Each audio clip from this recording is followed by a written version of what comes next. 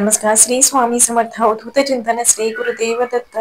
वटपौर्णिमेच्या निमित्ताने वटसावित्रीची म्हणजे सत्यवान सावित्रीची संपूर्ण कथा आता आपण पाहणार आहोत. व्हिडिओ नक्की कंटिन्यू करा. वटपौर्णिमा यमधर्माने सत्यवानाचे प्राणहरण केल्यावर सावित्रीने यमधर्माची 3 दिवस शास्त्रचर्या केली. त्यावर प्रसन्न होऊन यमधर्माने सत्यवानाला पुन्हा जिवंत केले. ही चर्चा वटवृक्षाच्या झाडाखाली झाली, म्हणून वटवृक्षाची सावित्रीचे नाव जोडले गेले. सावित्रीप्रमाणेच आपल्या पतीचे आयुष्य वाढावे म्हणून स्त्रियांनी या व्रताची सुरुवात केली. या व्रतामागे एक पारंपरिक सावित्री आणि सत्यवान यांची पौराणिक आख्यायिका सांगितली जाते. अनेक वर्षापूर्वी भद्र देशात अश्वपती नावाचा राजा राज्य करीत होता. त्याला सावित्री नावाची कन्या होती. सावित्री अतिशय सुंदर, नम्र व गुणी मुलगी होती. सावित्री उपवर झाल्यावर राजाने तिलाच आपला पती निवडण्याची परवानगी दिली. सावित्रीने सत्यवान नावाच्या राजकुमाराशी निवड केली. सत्यवान हा शाल्व राजाच्या धृमसेन नावाच्या अंध राजाचा मुलगा होता. शत्रूकडून हरल्यामुळे आपल्या राणी व मुलासहित राजा जंगलात राहत होता. भगवान नारदाला सत्यवानाचे आयुष्य केवळ 1 वर्षाचेच असल्याचे माहीत असल्यामुळे त्यांनी त्याच्याशी लग्न करू नकोस असा सल्ला सावित्रीला दिला.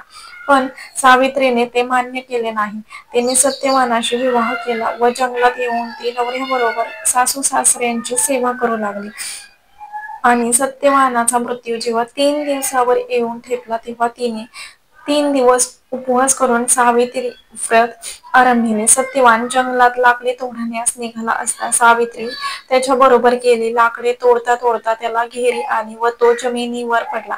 यमधर्म तिथे आला व सत्यवानाचे प्राण नेऊ लागला. सावित्री यमाच्या मागे आपल्या पती बरोबर जाऊ लागली. यमाने अनेक वेळा सावित्रीस परत जाणे सांगितले, पण तिने साप नाकारले व पती बरोबर जाण्याचा हट्ट धरला. अखेर कंटाळून यमाने पती सोडून दिला. 3 वर मागण्यास सांगितले.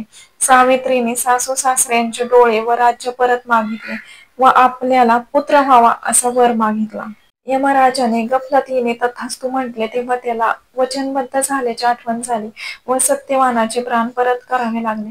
सत्यवानाचे प्राण सावित्रीने वडाच्या झाडाखालीच परत मिळवले. म्हणून ज्येष्ठ महिन्यात पौर्णिमेला स्त्रिया वडाच्या झाडाची पूजा करून उपवास करतात व वटसावित्री व्रत आचरतात. तर अशी होती सत्यवान सावित्रीची वटपौर्णिमेची कथा. तुम्हाला कशी वाटली कमेंट करून नक्की सांगा. आतापुरतं एवढंच. झालेली सेवा मी महाराजांच्या निरुसू करते. व्हिडिओ आवडला असेल तर लाईक करा, शेअर करा आणि चॅनेलवरती नवीन असाल तर असंच नवनवीन व्हिडिओ पाहण्यासाठी चॅनेलला सबस्क्राईब करा. धन्यवाद. श्री स्वामी समर्थ.